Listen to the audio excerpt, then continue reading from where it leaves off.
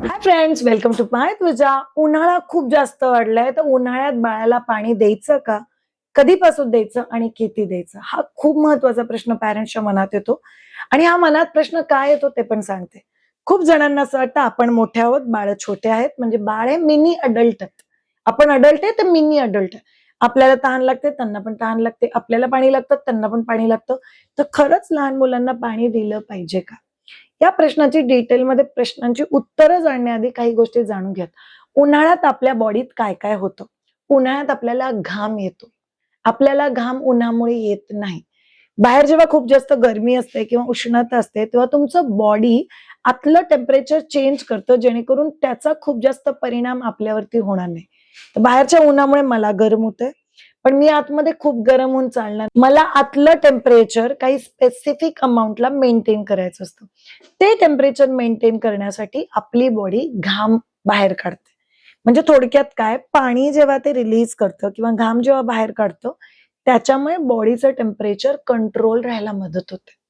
म्हणून घाम येणं हे खूप नॅचरल प्रोसेस आहे. मग असं असेल तर शिवाय लहान मुलांना घाम येतो का? येस. लहान मुलांना तुम्हाला युजली जाणवेल की कपाळावरती घाम येतो किंवा इथे घाम येतो, डोक्यात घाम येतो. इथेच का घाम येतो जास्त पोरांना?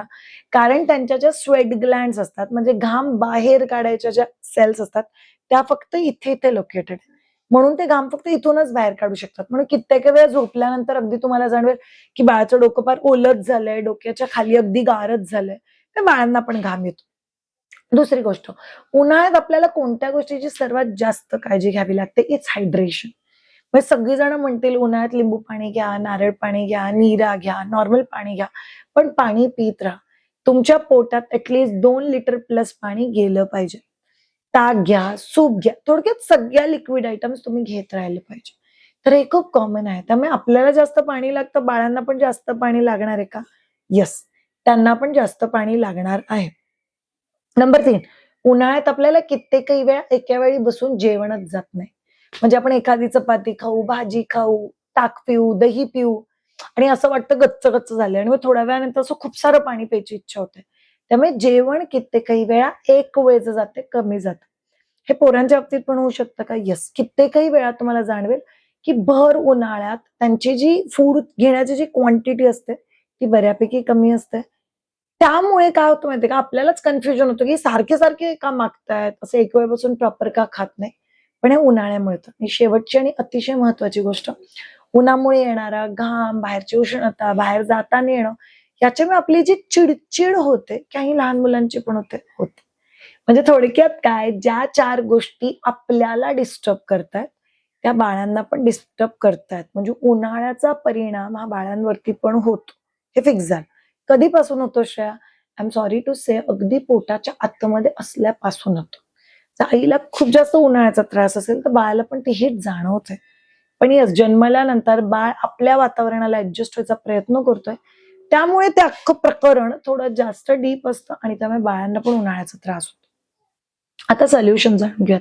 सोल्युशन नंबर 1, बाळाला खूप जास्त घाम येत असेल, तर मग बाळाला पाणी तर दिलंच पाहिजे, कारण हायड्रेशन हे फार महत्वाचं असतं. The answer is no. लहान मुलांना पहिले 6 महिने फक्त आईचं दूध किंवा फॉर्म्युला मिल्क एवढंच देऊ शकतो. आपल्याला आईचं दूध कमी करून चालणार नाहीये. कारण कित्येक वेळा काय होतं, पिल्लू जेव्हा दरवेळेस ब्रेस्टवरती येते, ते उपाशी म्हणून येत नाही.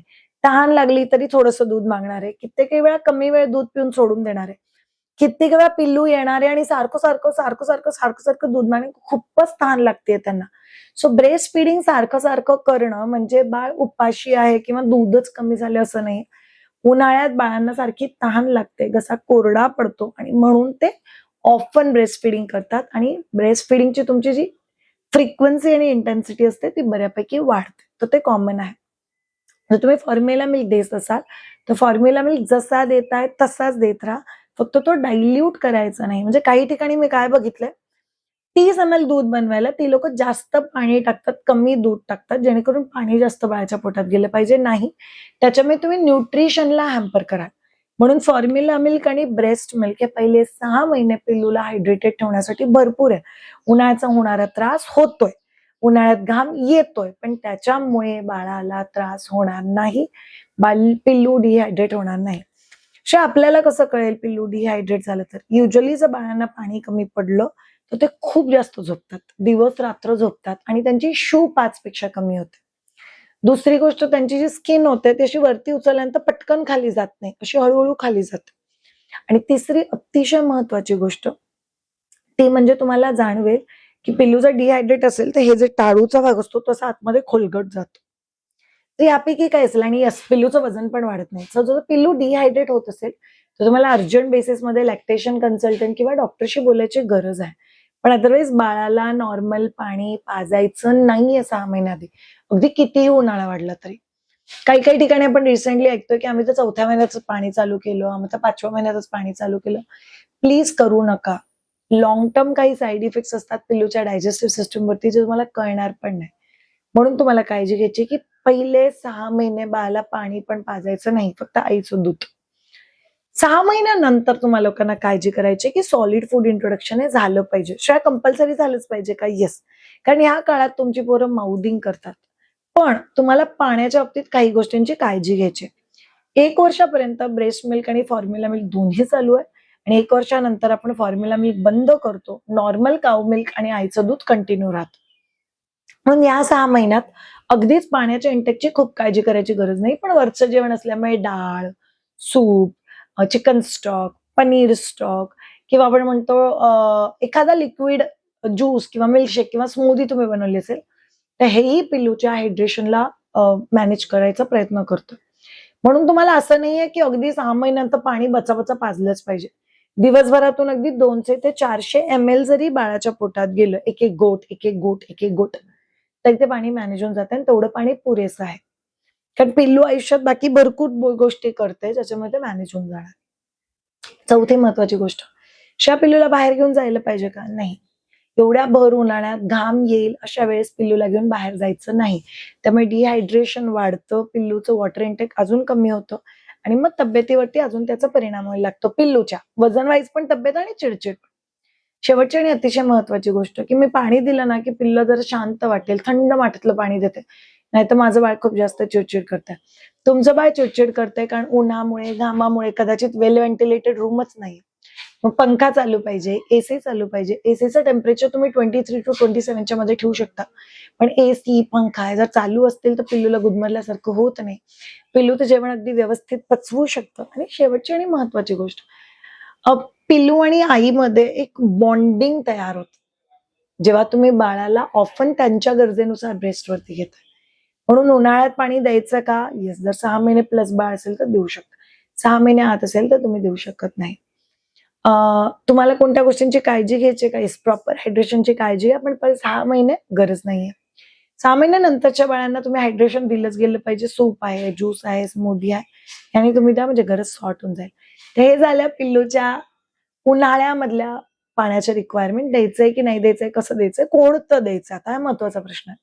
खूप साऱ्या ठिकाणी असं म्हणलं जातं की पाण्याला गरम करा, मग गार करा, मग बाळाला द्या. ऍक्च्युअल रियालिटी ती नाहीच आहे.